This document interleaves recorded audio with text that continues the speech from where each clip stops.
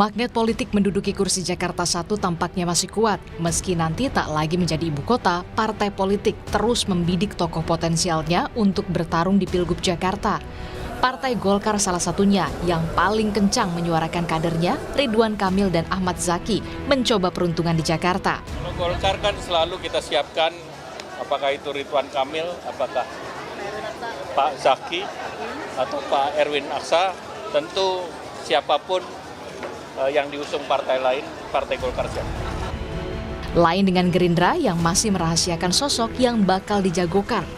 Ketua Harian DPP Partai Gerindra, Sufmi Dasko Ahmad memberi sinyal memajukan kader internalnya yang masih baru dan berpeluang menang di Jakarta. Pilgub DKI itu kami sedang godok, mudah-mudahan kami akan memajukan kader internal partai yang masih baru, masih fresh, dan tentunya berpeluang menang. Demikian, masih rahasia. Sementara PKS, sebagai partai politik dengan raihan suara tertinggi 16% di Jakarta, mengaku mendorong 3 nama kader internalnya, mulai dari Sohibul Iman, Mardani Alisera, dan Khairuddin. Karena kami saat ini sebagai pemenang pemilu di DKI Jakarta dengan raihan 16% suara dengan 18 kursi di DPRD DKI, maka kami tentu memperjuangkan kader terbaik kami untuk menjadi calon gubernur DKI. Dari DPW DKI memang sudah mengajukan kepada DPP PKS untuk mengusung 3 nama. Satu adalah Pak Sohibul Iman, mantan Presiden PKS, dan saat ini juga sebagai Wakil Ketua Maju Syuro PKS, yang track recordnya luar biasa, berprestasi memimpin PKS pada masanya. Yang kedua adalah Dr. Mardani Alisera, yang kita sudah tahu beliau adalah tokoh nasional di DKI, anggota DPR RI. Dan ketiga adalah Ketua DPW PKS DKI Jakarta, yaitu Pak Khairuddin. Beliau sukses menaikkan suara PKS di DKI Jakarta, atau sekarang disebut dengan daerah khusus Jakarta. PDI Perjuangan mengaku sosok Menteri Sosial sekaligus mantan Wali Kota Surabaya Tri Risma hari ini masih jadi kader terkuat untuk bertarung di Pilgub Jakarta. Ada kinerja yang nyata, bukan cuma jualan popularitas di medsos, tetapi benar-benar masyarakat merasakan arti dari seorang kepala daerah yang bekerja buat rakyat. Dan sepanjang jadi menteri pun Bu Risma pernah mengajak saya jam 5 pagi ke Cakung untuk melihat masyarakat. Kalau dikatakan menjadi calon terkuat, ya mungkin penerimaan masyarakat cukup banyak ya. Karena sebelumnya juga sudah ada paguyuban. Dan saya diminta waktu itu untuk kemudian ikut terlibat dalam paguyuban tersebut, makanya saya tahu.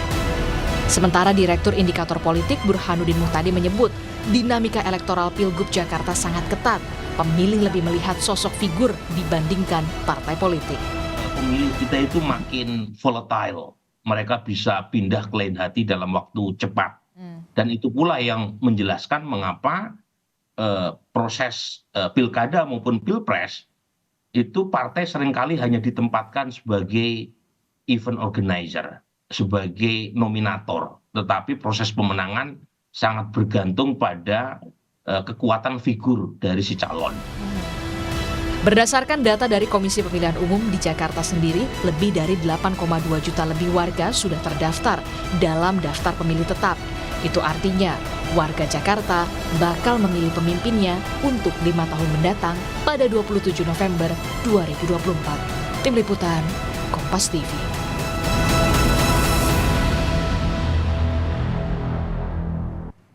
Meski nanti tak lagi menjadi ibu kota, partai politik terus membidik tokoh-tokoh potensialnya untuk nantinya bertarung di Pilgub Jakarta. Siapa saja yang berpeluang untuk maju bertarung merebut kursi Jakarta 1? Kita bahas sore hari ini bersama dengan Ujang Komarudin, pengamat politik dari Universitas Al-Azhar. Kang Ujang, halo, selamat sore. Apa kabar? Halo, selamat sore Mbak Maido. Alhamdulillah baik Mbak. Alhamdulillah ya. Kang Ujang, pertanyaan pertama saya, apa yang membuat Jakarta tetap punya magnet bagi partai politik padahal nanti statusnya bukan ibu kota lagi? Ya pertama karena IKN-nya itu kan baru. Jadi kalau baru itu belum tentu juga menjadi sebuah magnet yang baru bagi ibu kota. Kan banyak juga yang nggak ingin ke sana gitu. Seperti anggota DPR juga nggak mau juga pindah gitu. Makanya Jakarta ingin jadi kota legislasi kan. Nah dalam konteks itu IKN tidak merta-merta menjadi magnet dalam konteks politik, karena kita tahu bahwa di IKN tidak ada juga pilkada. Oleh karena itu magnet politiknya tetap ada di DKJ, daerah khusus Jakarta. Apa? Karena di sini masih pusat ekonomi, masih pusat pendidikan, melting pot, tempat berkumpulnya semua suku bangsa ada di Jakarta. Tidak merubah juga, tidak serta-merta dengan status peralihan ibu kota yang ke IKN itu lalu Jakarta tidak menjadi magnet lagi dalam politik. Makanya hari ini kita melihat ya akhir-akhir ini jago-jago dari partai politik yang didorong, yang diajukan karena begitu penting dan strategisnya Jakarta. Tetap pilkada Jakarta tetap masih menjadi rasa pilpres gitu, dan peluang nanti gubernur DKI sekaligus bisa jadi batu loncatan begitu Kang Ujang Anda menyebutnya? Ya masih yang sama. Saya meyakini ya dalam konteks 10 tahun terakhir ya ketika Pak Jokowi menjadi gubernur maju sebagai capres dan menang. Lalu Pak Anies juga baru-baru ini juga kandidat sebagai capres karena posisi gubernur gitu, walaupun berhenti ya ketika itu. Nah dalam konteks 2024 ini ketika nanti yang terpilih menjadi gubernur itu punya jembatan bridging untuk bisa maju sebagai kandidat capres di 2029. Kenapa? Buktinya apa? Buktinya Ridwan Kamil pun mau. Buktinya Ridwan Kamil pun didorong-dorong oleh Golkar karena begitu strategisnya Jakarta, maka ya perebutan bagi partai politik untuk bisa memenangkan kontestasi pilkada di DKJ begitu. Oke. Kalau kita lihat nama-nama populer ini kan juga muncul ya begitu, bahkan seorang capres ada Anies Baswedan, kemudian juga yang disoroti ada Ridwan Kamil, bahkan kemarin juga Ketua Umum Projo ini Budi Ari menyebut kalau Anies turun RK juga bisa turun ya. Apa tanggapannya Kang Ujang? Ya karena gini, pertarungan itu tanpa Anies tidak menarik ya. Walaupun nanti ada RK, ada Sahroni misalkan, ada Risma, lalu juga ada Ida Fauziah misalkan, ada Mardani dan lain-lain misalkan. Tapi kalau tanpa Anies itu tidak menarik. Kalau Anies yang masih maju gitu, ini menjadi lebih menarik karena persaingannya akan semakin ketat. Nah, kenapa Anies dianggap incumbent? Anies juga dianggap punya saham politik, punya investasi politik yang luar biasa di Jakarta. Oleh karena itu tergantung nanti pilkada itu apakah Anies betul-betul maju atau tidak, itu menjadi penting. Karena kalau Anies ada ya maka persaingannya tadi akan ketat, Ridwan Kamil dan lain sebagainya. Tetapi kalau Aniesnya tidak maju, maka pertarungannya ya pertarungan di antara tokoh-tokoh yang baru, kandidat-kandidat baru yang memang ingin memperebutkan atau ingin menang di DKJ ya, di kontestasi pilkada di 27 November nanti. Oke, di antara nama-nama populer Kang Ujang ada Anies, kemudian juga dari Ridwan Kamil, ada Risma, ada bendahara dari Partai Nasdem Sahroni. Menurut Anda siapa yang paling berpeluang? Kalau saya kan ada standarnya Mbak, ada ukurannya, ada parameternya. Apa? Standarnya saya secara sederhana selalu saya katakan ada 3. Pertama itu popularitas. Nggak mungkin juga tokoh yang didukung, yang diusung tidak populer gitu. Yang kedua standar elektabilitas. Elektabilitas itu menjadi standar siapa yang akan unggul, siapa yang akan menang.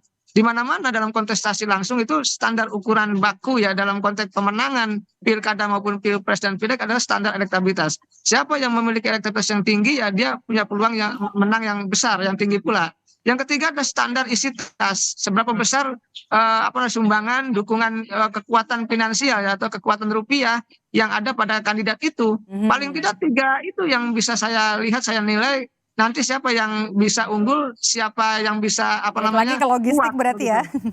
Iya dong, pasti kalau pilkada Mbak, semua partai, semua figur sudah paham itu. Makanya saya sebut ada ukuran logistik tadi. Bagaimana peluang Anies? Anies kan kemarin juga kalau kita lihat di Pilpres, PKS dan suaranya Anies juga cukup kuat, bahkan mendominasi di Jakarta. Ya, makanya saya sebut tadi kalau Anies itu maju, maka pertarungannya semakin ketat. Dan Anies masih punya peluang, tadi punya investasi politik yang besar di 5 tahun terakhir. Jadi kalau Anies maju ya kemungkinan besar ya tadi peluangnya ada lah, kira-kira begitu. Oke. Kekuatan figur penting menurut Anda di Pilgub Jakarta ini dibanding parpol, jadi figurnya lebih kuat daripada parpolnya. Setuju nggak sih Kang Ujang? Ya sepakat, itu kan hasil survei ya. Survei saya juga IPR Indonesia Political Review mengatakan itu. Bukan hanya di pilkada ya, di pilpres itu sama, figuritas menjadi faktor utama yang menjadi unsur pihak pemilih itu memilih. Jadi bukan partainya, tetapi figurnya. Oleh karena itu yang didorong adalah figur-figur yang kuat tadi, yang memiliki popularitas, elektabilitas, dan isitas yang kuat. Oleh karena itu setiap figur harus diukur dengan standar-standar tadi kalau saya melihatnya begitu. Dan partai politik sangat paham itu. Partai hanya menjadi tiket atau jembatan atau bridging ya ataupun perahu bagi kandidat untuk daftar ke KPU seperti itu. Sedangkan untuk pemenangannya sendiri itu lebih banyak kepada soal kehebatan dari sang figur atau sang kandidat tersebut. Tokohnya ya. Oke, kalau gini Kang Ujang, hampir sebenarnya tidak mungkin ada parpol yang bisa maju sendiri. Artinya harus ada koalisi. Anda melihat Pilgub Jakarta ini siapa saja yang akan berkoalisi dengan PDI Perjuangan, PKS, Gerindra, dan juga Golkar? Kang Ujang. Ya, posisinya hari ini masih dinamis, masih cair ya, masih sedang mengintip kekuatan masing-masing. Saat ini kan baru Partai Golkar yang akan survei ya terkait dengan 3 kandidat di DKI. Kan Golkar mendorong 3 nama, Ridwan Kamil, Ahmad Zaki, dan Erwin Aksa. Nah disitulah nanti siapa yang didorong oleh Golkar, mereka dari ketiga itu yang memiliki elektabilitas yang tinggi. Nah dari situlah nanti akan ditarungkan ya dengan kekuatan kandidat yang lain. Nah saya melihat ya nanti kita lihat semuanya masih dinamis soal koalisi itu. Semuanya masih belum bisa dibayangkan, masih belum diprediksi. Karena kekuatan elektabilitas dari kandidatnya pun belum kelihatan. Nanti baru kalau ada lembaga survei yang objektif, yang kredibel, mempublish elektabilitas, maka akan kelihatan loh siapa berpasangan dan siapa, partai politik mana akan berkoalisi dengan partai politik yang lain begitu.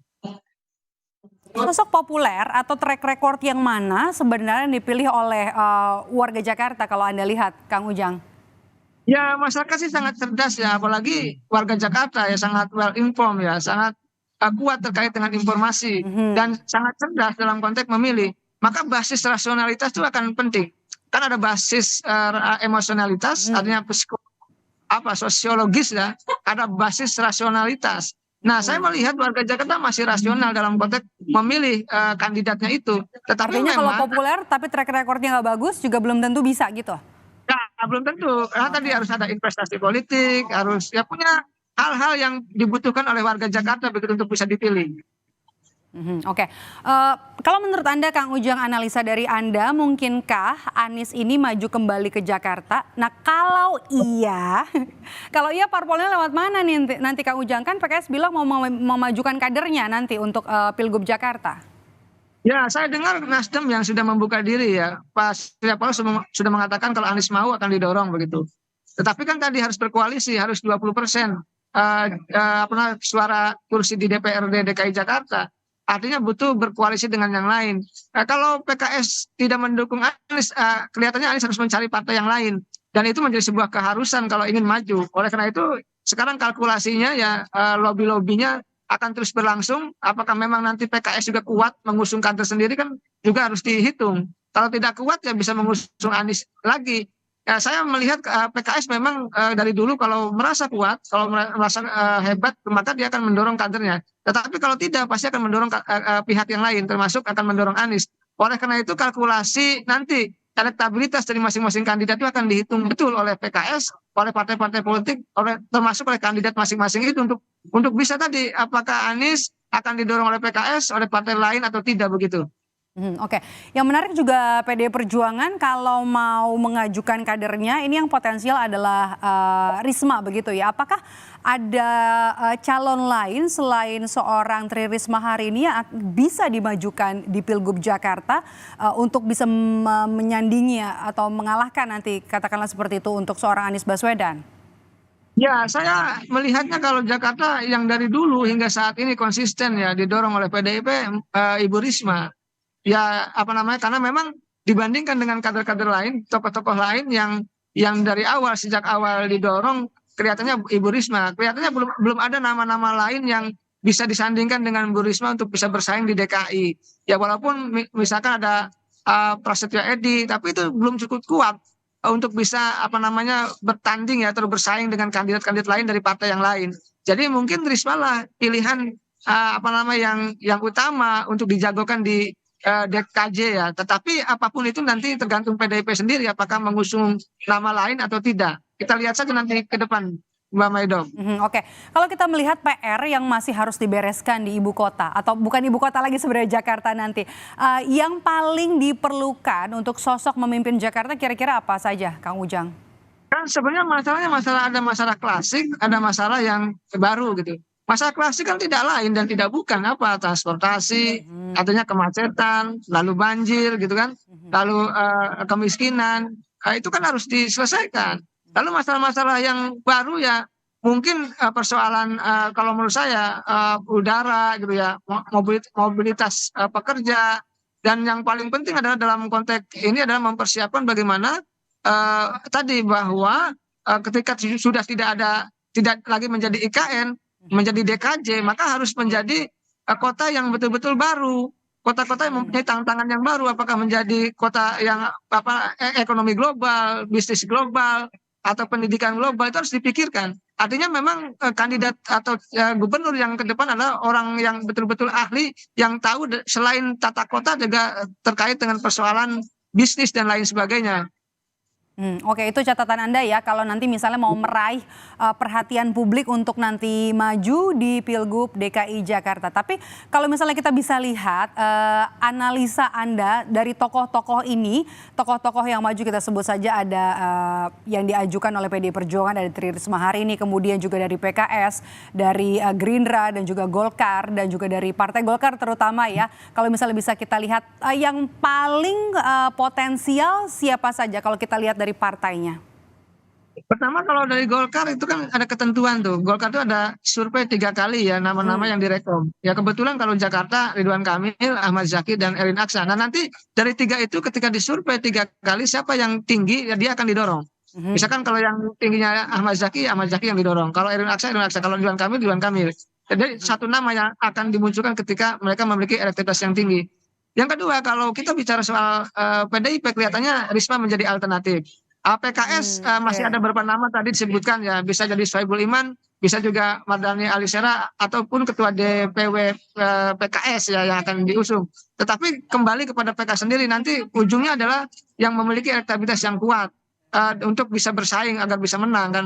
Lalu kalau kita bicara PKB ada Ibu Ida Fauzia. Kalau bicara Nasdem tadi ada tawaran untuk Anies, ada juga Sahroni. Jadi semuanya sedang mempersiapkan untuk bisa meraih elektabilitas yang tinggi dulu agar bisa mengkalkulasi seberapa kuat, seberapa besar potensi kemenangannya itu, Mbak Maido. Oke, satu pertanyaan terakhir lagi, apa yang perlu dilakukan oleh partai politik untuk meramu tokoh-tokoh nanti yang akan maju di Pilgub DKI Jakarta?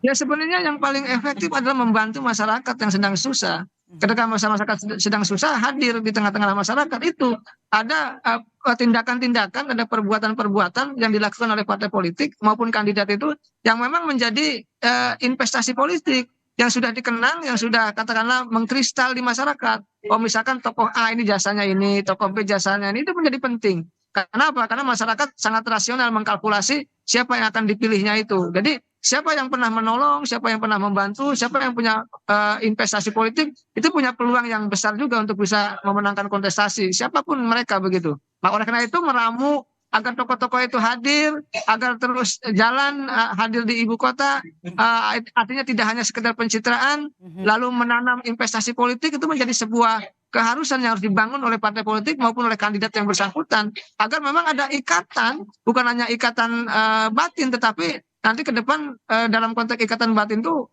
mereka juga rasional memilih bahwa selain mereka tadi ya dekat, selain baik, ya mereka juga punya tadi investasi politik yang sudah diberikan kepada warga Jakarta. Oke, Pilkada DKI Jakarta ini masih menarik karena juga sekaligus jadi batu loncatan dan juga bisa menjadi barometer politik nasional nantinya karena beberapa yang sudah lulus di DKI 1 bisa melaju di RI 1. Terima kasih sudah bergabung bersama kami, pengamat politik dari Universitas Al Azhar, Ujang Komarudin. Sehat selalu, Kang Ujang.